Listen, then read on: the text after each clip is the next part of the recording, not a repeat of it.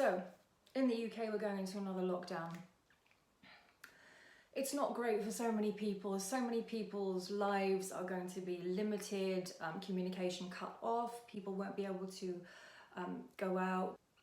My aim to go forward is to impart some information that I've learned over the last 20 years of teaching fitness, functional movement, yoga and Pilates and bar and all that rest of it. To give something back and do a few lives, even though this is recorded, and then I can go through some movements. You can talk to me about it and I will do it with you. There are people that are going to be watching this that have limited mobility, and I wanted this to be inclusive for everyone. So you can watch, you don't have to do it, you don't have to listen, you can put this on while you're having a glass of wine, whatever you want.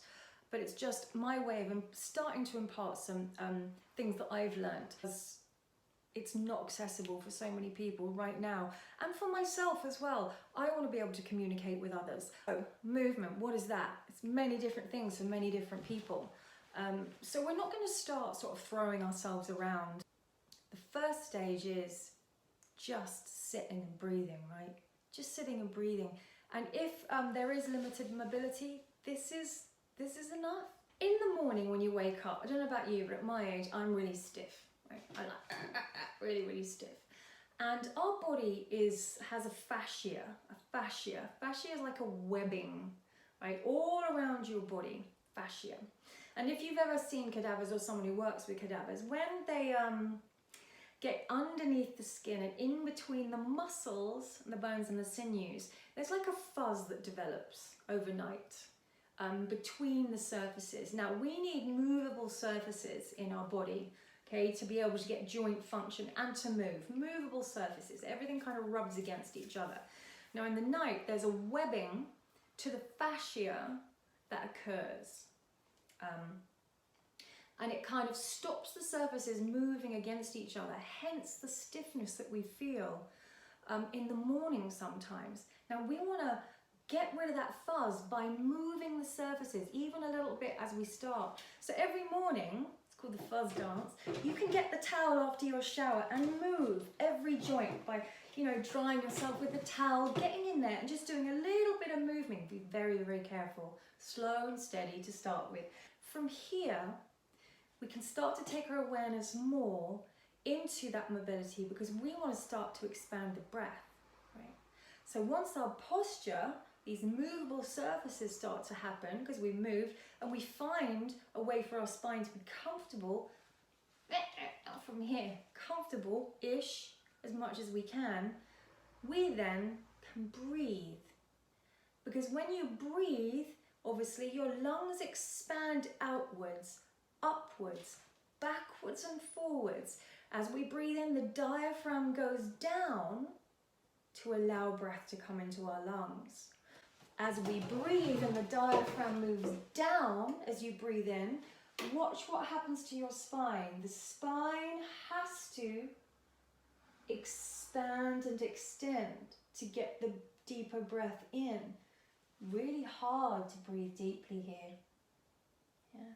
So as you breathe, automatically, as the breath comes in, the spine, the posture, the body, your brain, your heart, your lungs, the skin, the fascia, everything gets involved. With lung expansion, our blood pressure goes down, our body's vitamins are released throughout the body, our body becomes a natural stress reliever, the breath helps us eliminate toxins, it expands the spine, it makes our eyes shine, it makes us able to make more rational, logical decisions, it gives us the ability to think, it gives us the ability to have delayed gratification, to make adult decisions, to make decisions full stop. It helps us in every aspect of our life, and it also gives you a moment to be able to breathe and figure out what to do next. So when something frustrates us or something is going wrong, we automatically breathe a certain way. Now through our lives, especially if you're a very anxious person, you tend to breathe much shallower. And all I ask today is that you just expand your breath a little bit more than normal. Just expand it and see how that feels. See how that feels.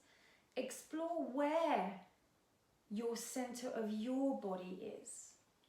You know, when the pelvis is tucked under and we're slumping down here, our center of gravity is really, really low, which is great for certain things, but not so great for other things. What if you sat up? How does that make you feel?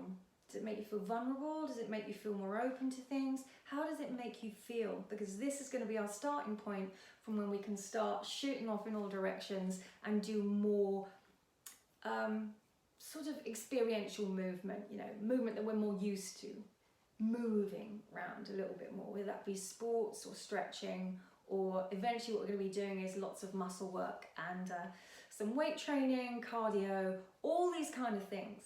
So I wanted to share all of the tips and tricks and secrets and all the things that no one really ever talks about, but they are massively helpful to keep you moving functionally in a way that serves you, serves your life to the best of its capacity. So yeah, let's move on.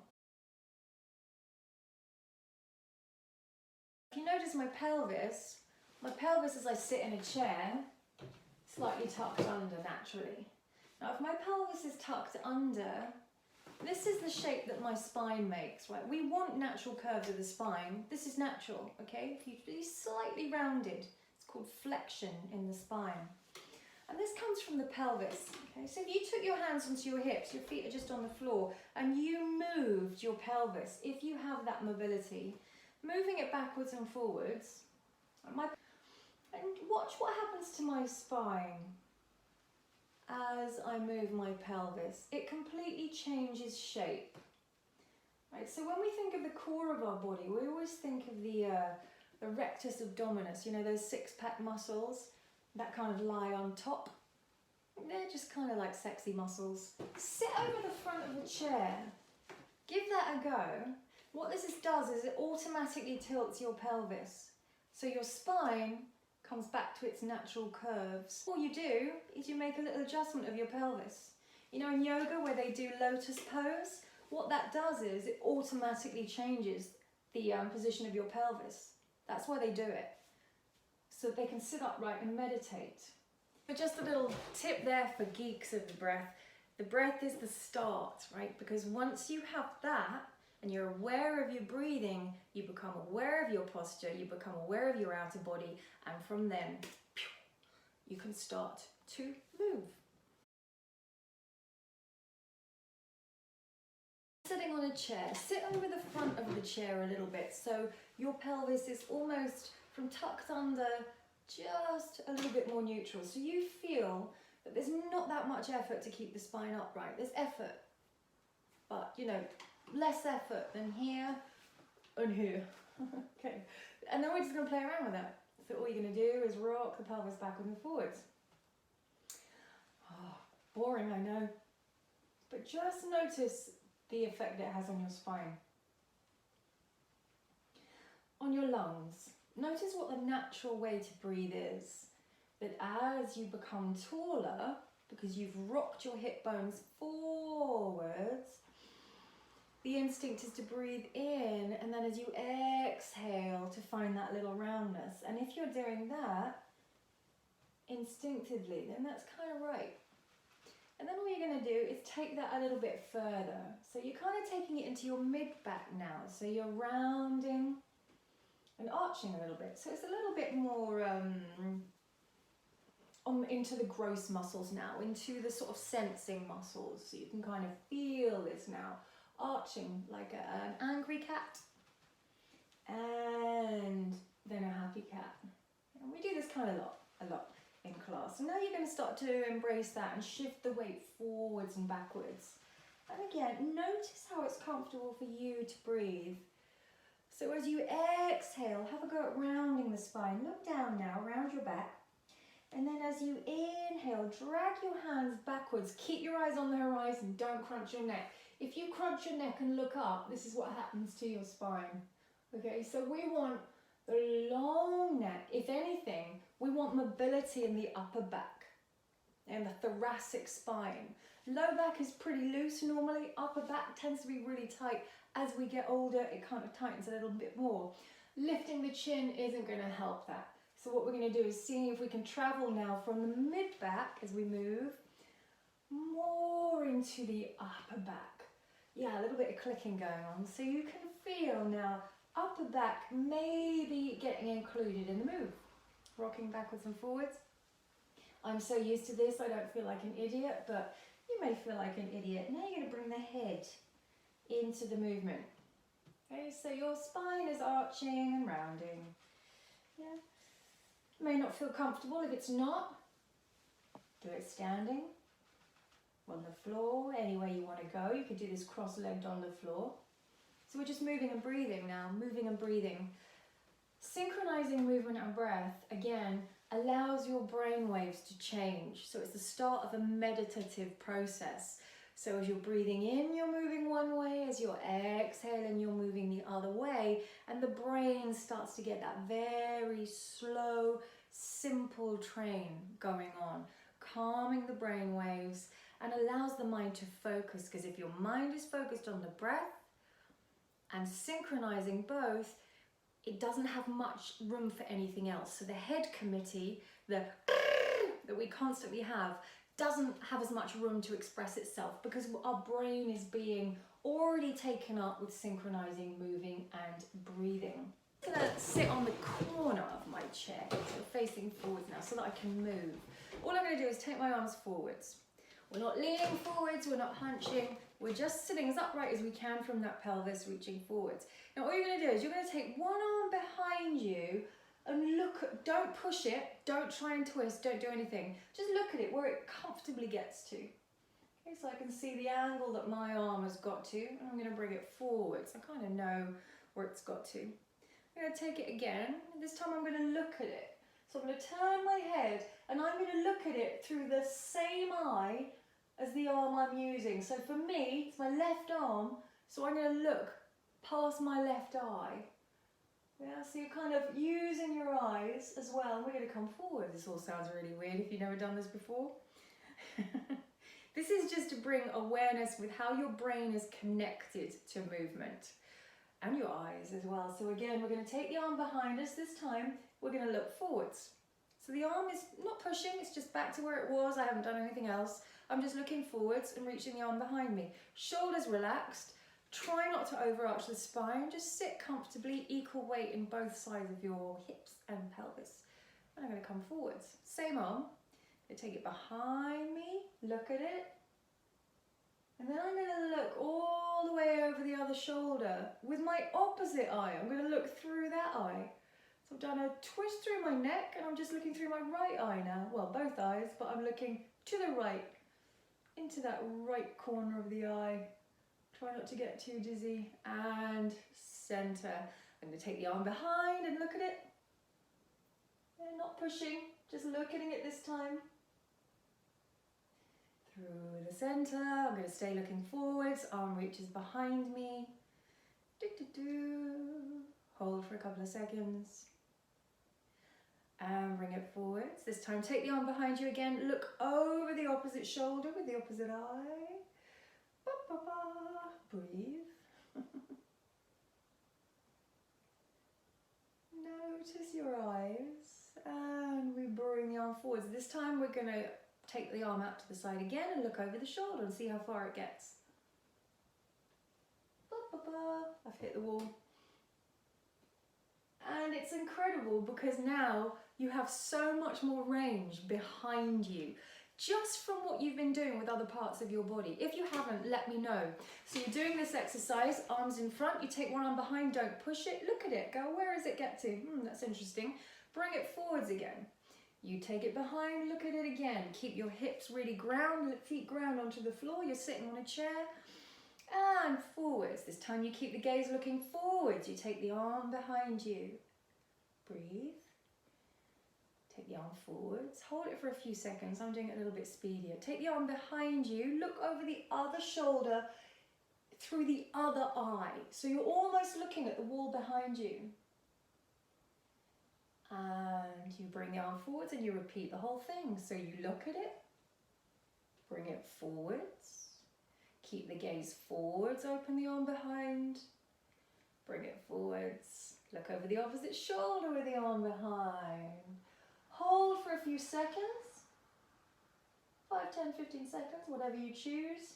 Try not to give yourself a headache. And then the last move again, you look over the shoulder and you see where the arm has got to. And it's fascinating because you've looked out of the opposite eye, turn your head the opposite way to where the arm is going. When you return back to that range of motion, you've got so much more range, and you haven't even stretched, as it were. We really, most of the time, we love that feeling of stretching, expanding. I love it. But functional movement, where you're just reaching for things, you're looking, you're reaching down, you're walking, you're saying hi, I don't know who says hi like that, maybe I do. But functional movement is the movement where most people get hurt, reaching up for something.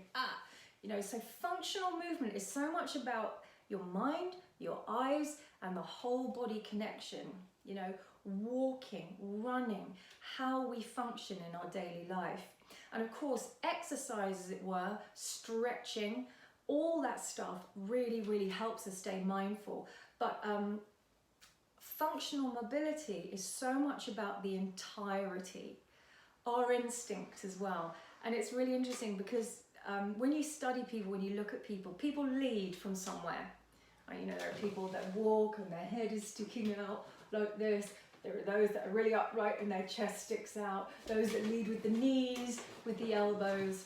Everyone leads from somewhere. And you can really tell their sort of impulses from the way that they move. And we all move on an impulse. We have that impulse to move and reach for that and grab it. And functional movement is about how we do it. Now, this is the really probably boring to you grounding of where we're about to go from in the next sort of little snippet. This is our groundwork. So we know we've started with a base level of awareness, sitting, breathing, our weight, how one movement affects the other movement. So then we can start to move with the body as a whole. It's never just one thing isolating, it's how we move as a whole. So yes, that's today's little snippet. And then next time, we're actually going to start to do more movement. We'll come to the floor and I'll start to take you on a journey of more visceral moving where you really, really feel it. And then we can include everything from today, just that awareness, and then build. Get stronger, get more mobile, find the little tips and secrets that all of the instructors and teachers and people that have been in the industry or have been doing this kind of movement for a long, long time. There's more tips and more little tricks and more little bits of advice than anyone ever thinks. And it will all serve, hopefully, for each person to just take what they will and then use it in their own life. Now that we're going into another lockdown in the UK, there's even less opportunity for people to be able to join others and move or do a class that they love or meet other people. And if I can help that, because of course I need that too, if I can help that interaction, or if I can give what I know and what I've learned and what I practice, then I'm doing something good in the world. Thank you so much for watching, guys. And I know it was just a tiny little bit of whatever, tiny nugget. You can throw it away if you want to. But write me your comments below about what you would like to see. What would you like to learn? What is something that you think, that would really, really help me? I'd really love to learn how to do that, or I want to work on this, or whether that be mobility, whether that be improving lung capacity, cardio, fitness, anything. Please write your comments below. And next time what I'll do is I'll do another snippet, and then I think we'll go live so that you can do it with me and you can partake or not. I don't mind if you sit there eating popcorn watching me. But obviously I'll get someone onto mod for me because I won't be able to watch the comments because I'll be doing it with you. But it's my way of giving something back. So breathe a little bit deeper, exercise your lungs, and just see how you feel until the next time. Give it a go. Have a great day, guys. And thank you so much for watching. Bye bye.